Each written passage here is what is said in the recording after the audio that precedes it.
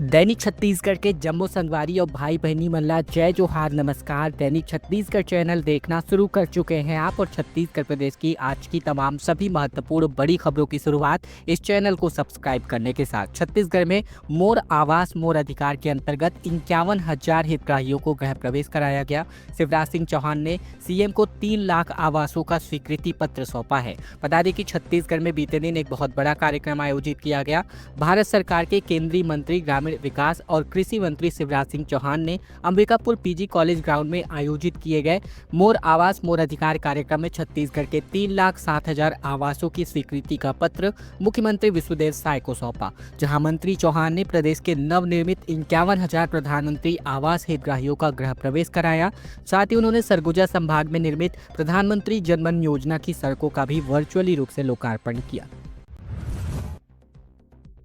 रायपुर में तेज हवाओं के साथ हल्की बारिश हुई। कोरबा में बिजली गिरने की वजह से 3 बच्चे इसकी चपेट में आ गए, जिनमें से 2 के हालात बेहद गंभीर है। 31 जिलों में इसको लेकर अलर्ट भी जारी किया गया है। बता दें कि छत्तीसगढ़ में एक बार फिर से मौसम का मिजाज बदला है। रायपुर में मंगलवार को तेज हवाओं के साथ दोपहर में जमकर बारिश हुई। इधर कोरबा जिले के कुरुडीह गाँव में सोमवार की शाम बिजली गिरने की वजह से 3 बच्चे इसकी चपेट में आ गए। तीनों गाँव के ही तालाब के पास मौजूद थे। मनीष कश्यप और लोकेश कुमार गंभीर रूप से झुलस गए हैं, जहाँ दोनों को जिला मेडिकल कॉलेज में अस्पताल में भर्ती कराया गया, जिनमें से एक को थोड़ी देर बाद होश आ गया। सूचना मिलते ही 112 की मदद से घायलों को जिला मेडिकल कॉलेज में भर्ती कराया गया है, जहां के 2 के हालात बेहद गंभीर बताए जा रहे हैं।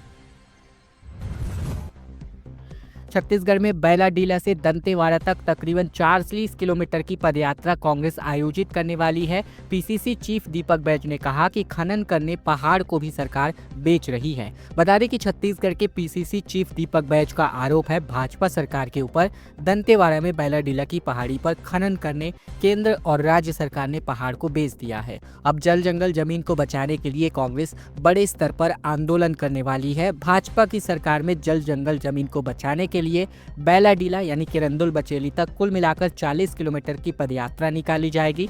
दीपक बैज ने मीडिया से चर्चा में कहा कि हमने इंद्रावती नदी बचाई है और अब भाजपा की सरकार माइंस और जंगल बेचने को है।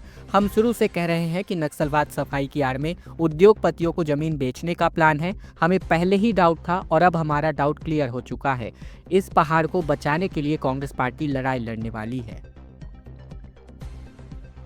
छत्तीसगढ़ में आंधी और बारिश की चेतावनी के मद्देनजर मौसम विज्ञान विभाग ने ऑरेंज और येलो अलर्ट जारी किया है। रायपुर में तेज हवाओं के साथ बारिश की वजह से कई इलाकों में पेड़ गिरे, जिसकी वजह से बिजली व्यवस्था प्रभावित नजर आई। छत्तीसगढ़ में एक बार फिर मौसम का मिजाज बदला है। राजधानी समेत कई इलाकों में बारिश होने की वजह से गर्मी से लोगों को राहत मिली। रायपुर में तेज आंधी और तूफान और बारिश के साथ कई इलाकों में पेड़ गिरने की वजह से लोगों को आने जाने में दिक्कतों का सामना करना पड़ा। वीडियो फुटेज आप देख सकते हैं, जहां गौरव पथ, सिविल लाइन, कटोरा तालाब समेत रिहायशी इलाकों में पेड़ गिरने पर सड़क पर आवाजाही प्रभावित हुई।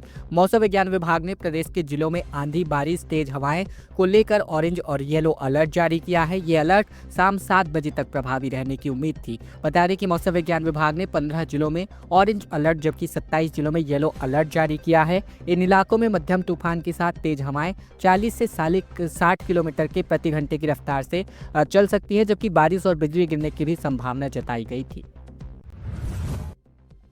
सीबीएसई का रिजल्ट जारी हुआ बीते दिन, जहां 12वीं का रिजल्ट रहा। प्रगति को तकरीबन 98.5% मार्क्स मिले, काव्य को तकरीबन 98.5, जबकि आर्ची के 98% यहाँ पर आए हुए हैं। बता दें कि छत्तीसगढ़ में सीबीएसई के 12वीं का रिजल्ट जो है मिला जुला दिखाई दिया। छत्तीसगढ़ से प्रगति अग्रवाल को सबसे ज्यादा अंकों की प्राप्ति हुई। प्रगति ने तकरीबन 98.5% अंक प्राप्त किए। वहीं टॉप 5 की बात करें तो 4 लड़कियां और 1 लड़का इसमें शामिल है। इसमें काव्य अग्रवाल को 98.25%, आर्ची पटेल को 98%, इशिका अग्रवाल को 97.50, जबकि आद्या अग्रवाल को 97.25 और पूवी पारख को तकरीबन 97% अंकों की प्राप्ति हुई।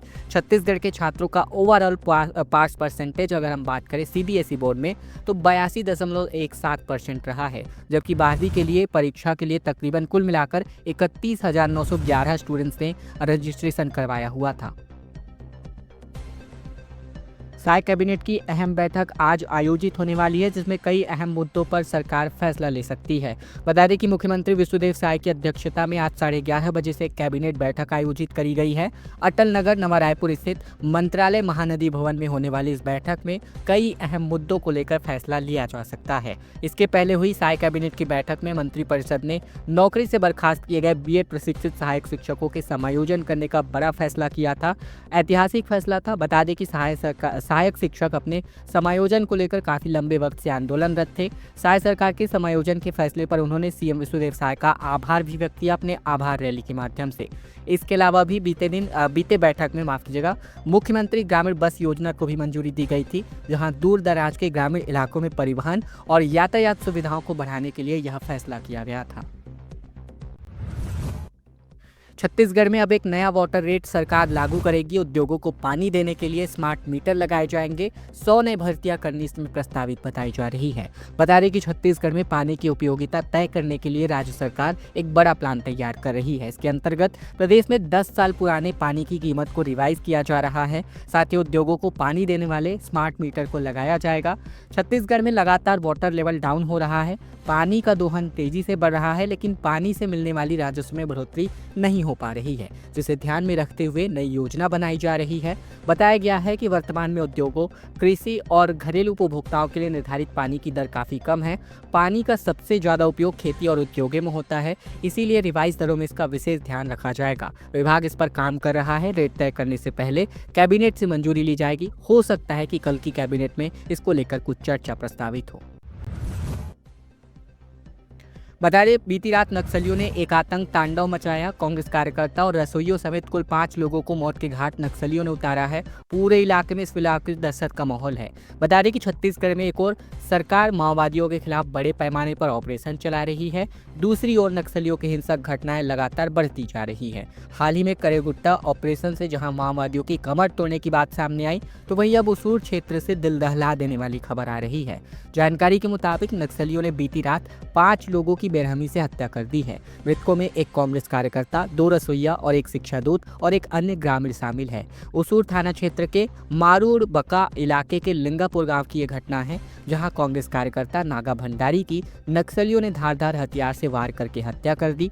बताया जा रहा है कि कुछ समय पहले नागा के भाई की भी नक्सलियों ने हत्या कर दी थी। इस वारदात के बाद इलाके में अब दहशत का माहौल बना हुआ है।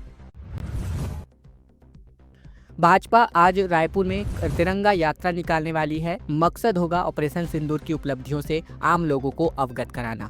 बता दें कि प्रधानमंत्री के देश के नाम संदेश और भाजपा की तिरंगा यात्रा पर डिप्टी सीएम अरुण साव ने मीडिया से मुख्तिब हुआ। जहां बात करें तो यहां प्रधानमंत्री के अलावा बात करें तो जो अरुण साव जी हैं, इन्होंने ऑपरेशन सिंदूर से पूरी दुनिया में एक संदेश दिया गया। इस बात की जानकारी साझा करी मीडिया से बातचीत में।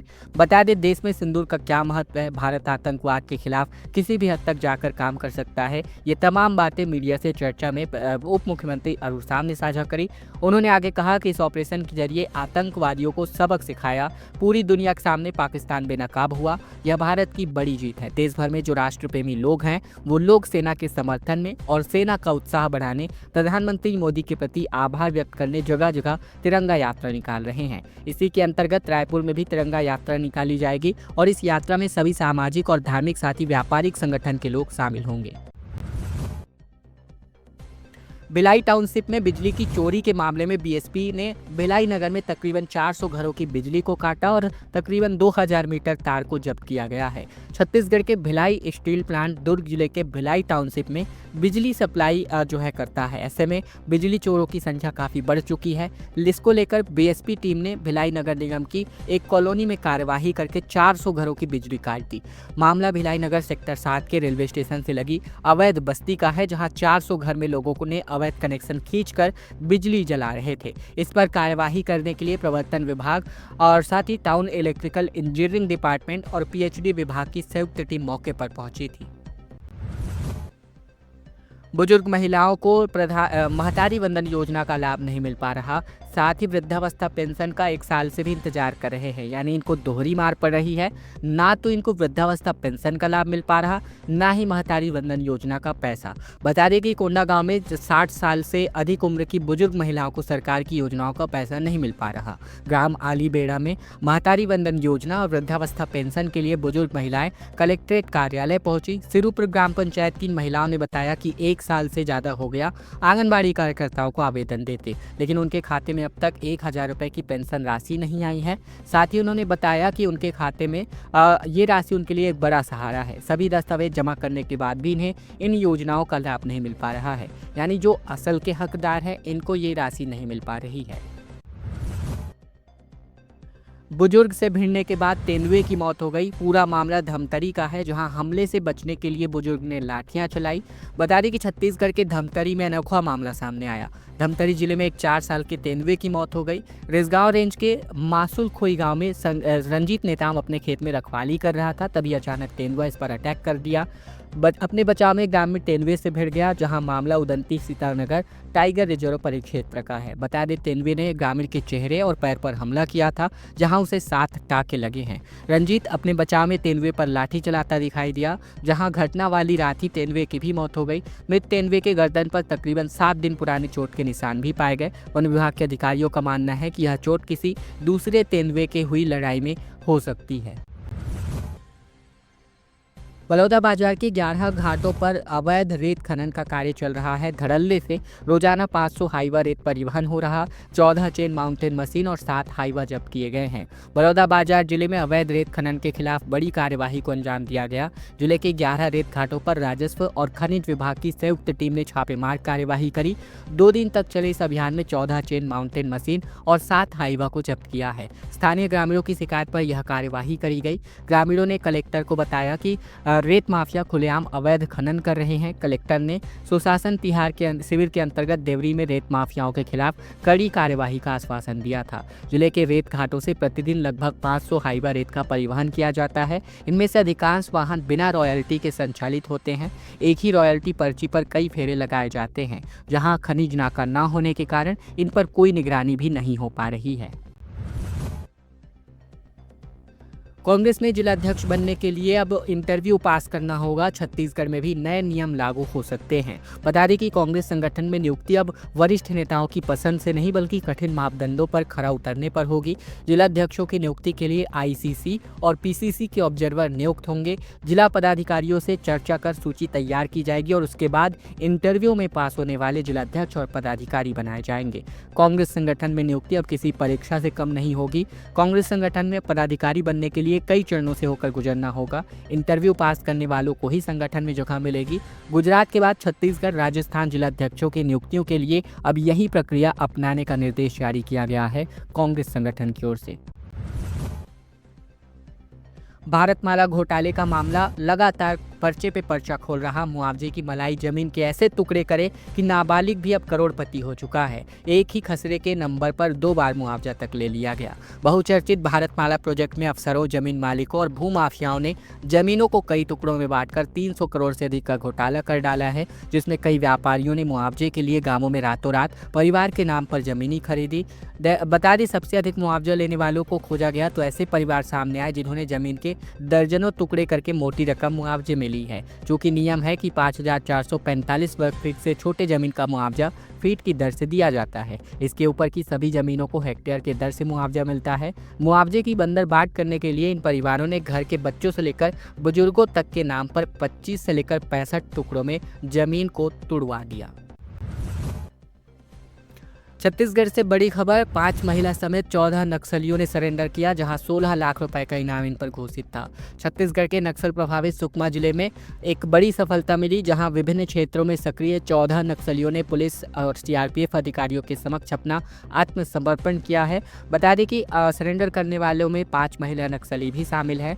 आत्मसमर्पण करने वाले नक्सलियों को छत्तीसगढ़ सरकार की पुनर्वास नीति के अंतर्गत प्रोत्साहन राशि दी गई और पुनर्वास नीति की योजना का लाभ इनको दिया जाएगा। रेत माफिया ने कांस्टेबल को कुचल दिया, जिस पर हाई कोर्ट ने संज्ञान लिया। डीजीपी और खनिज सचिव से इस बाबत जवाब तलब किया गया है। छत्तीसगढ़ के बलरामपुर में रेत माफियाओं ने कांस्टेबल शिव बचन सिंह की ट्रैक्टर से कुचल करके हत्या कर दी थी। अब इस मामले में बिलासपुर हाईकोर्ट ने स्वतः संज्ञान लेकर याचिका की सुनवाई करी है। हाई कोर्ट ने कहा कि अवैध खनन रोकने के निर्देश के बाद ये हालात है, जो बहुत गंभीर बात है। स्टेट अफेयर्स की ऐसी हालात है। हाई कोर्ट ने डीजीपी, खनिज सचिव और वन विभाग को नोटिस जारी कर जवाब मांगा है। इस मामले में पुलिस ने 2 संदेहियों को हिरासत में लिया है। पुलिस की 5 टीमें रेत तस्करों को पकड़ने में लगी हुई है। हालांकि रेत तस्करों को पुलिस का संरक्षण मिलने का भी आरोप है। आरक्षक की मौत के बाद सनावल थानेदार को सस्पेंड भी कर दिया गया। अगर आपको यह वीडियो पसंद आया, वीडियो को जरूर से लाइक कर लीजिएगा। चैनल पर नए हैं, चैनल जरूर से सब्सक्राइब कर लीजिएगा, ताकि प्रतिदिन की महत्वपूर्ण खबरें, ठीक इसी प्रकार समाचार जो आपसे छूटने न पाए, हम आप तक डेली पहुंचा सके। इसके लिए चैनल को जरूर से सब्सक्राइब कर लेना है।